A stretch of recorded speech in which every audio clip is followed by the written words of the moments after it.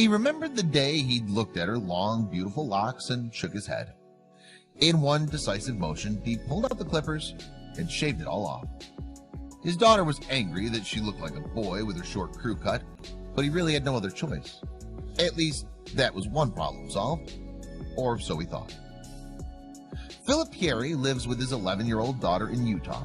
Every morning he leaves for work early, but he trusted Isabella to always get ready for school and board the school bus by herself. And so far, she always had.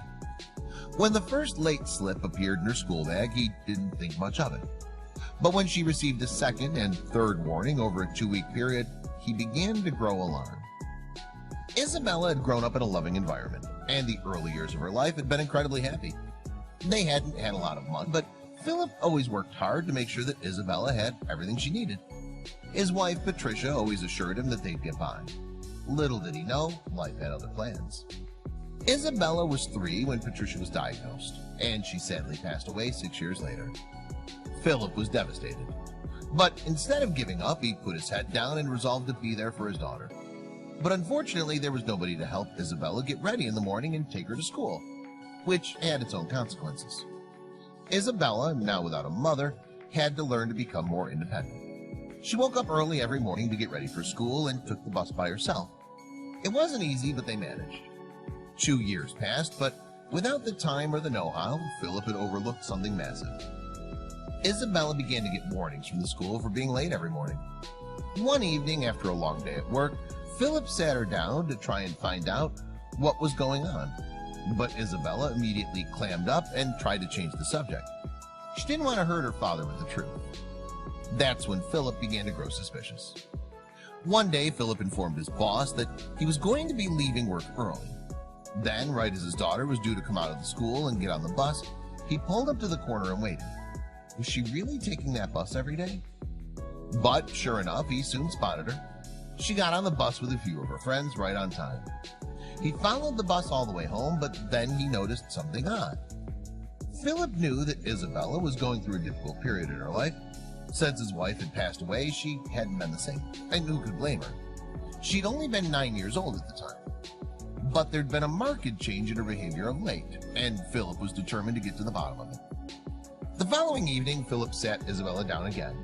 He broached the subject gently, first by asking if Isabella was having trouble sleeping at night. Was this why she'd been late for school last week? Was she oversleeping? Isabella shook her head. But when he finally confronted her about the bus driver, he saw her eyes widen in surprise. Philip asked Isabella why the bus driver was keeping her on the bus longer than the other kids. Was that why she'd been late for school every day? Then Isabella opened up and told him everything. The bus driver had been keeping her on the bus in the morning and evening, even after all the other children had gotten off. Philip was dumbfounded when she admitted that it was because of her hair. Was she in trouble? After her mom passed, Isabella had struggled with her hair every morning. This revelation was no surprise to her dad. He was well aware of the problem. In fact, Isabella and her dad had come to blows over her hair more than once. In the end, the desperate dad felt he had to resort to drastic measures to keep it in check.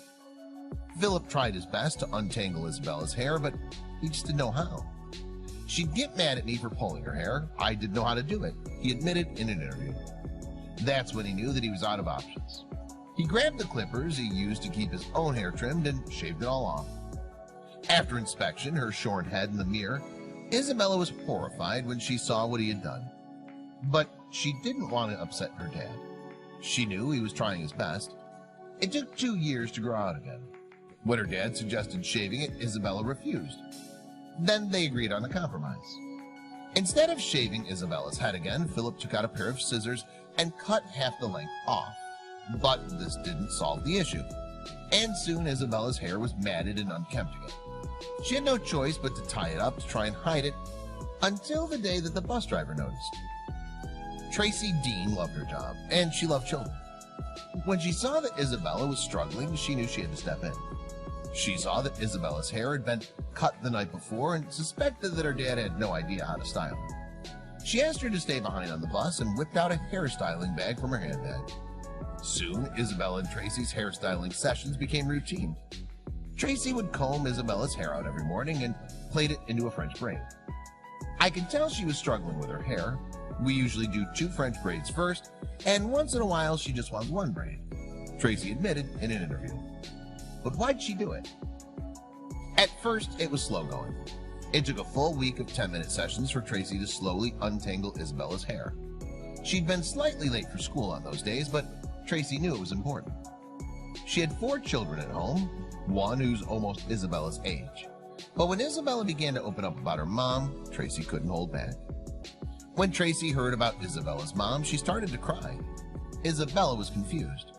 But when Tracy revealed something about her past, she herself had had cancer, just like Isabella's mom. She knew that she was lucky to have pulled through and was grateful that she could still be there for her children. I didn't just survive for my husband or my children. I survived for these kids on the bus that need somebody to talk to or do their hair or whatever, Tracy explained in an interview. I also taught Isabella how to brush her hair.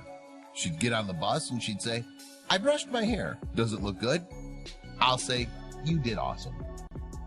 Naturally, when Philip found out about Tracy and Isabella's morning routine, he was dumbfounded. Isabella didn't want to hurt his feelings at first. After all, he had tried his best to untangle her hair, but Philip is only grateful to Tracy. One day, Isabella came home and looked beautiful. I call her my princess, and she looks the part. She plays the part and her confidence is way up, which is what I've been intending, Philip said. Soon, the media caught wind of the heartwarming story and Tracy was hailed a hero. But she remains humble.